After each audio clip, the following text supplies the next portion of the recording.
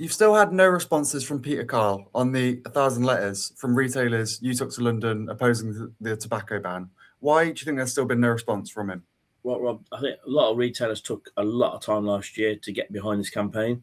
We put a lot of time and effort into this campaign because we know it's all important for retailers up and down the country, as well as consumers, because you don't know what's in these fake cigarettes or illicit cigarettes that these pop-up shops are selling up and down the country. It's alarming that the BBC caught on probably a year after we started the campaign. And then Peter Kyle, shambles.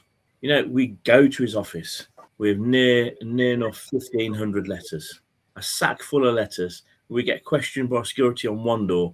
We hand it to another door. There's 3 officials there taking the letters off us. We're in January now, and he's still not read one letter.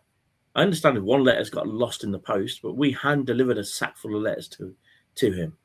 I think it's a complete joke. They stand and represent us in the UK.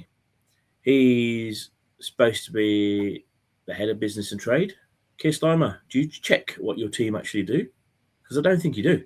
Because what's going on? Are you listening to what retailers' needs are? I don't think you are.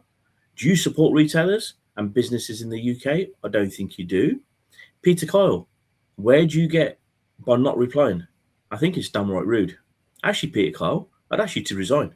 Because Go that far. I would go that far because I think you're damaging reputable, family-run convenience stores, off licenses and news agents up and down the country that have put a lot of time and effort into building their family businesses, employed and still employ people from the local communities in their stores. What will happen if suddenly jobs start going in these somewhat 50,000 stores up and down the country? Only needs 2 jobs per store to go. That's 100,000 jobs gone out of our sector. And you'll be responsible for that, Peter Cole.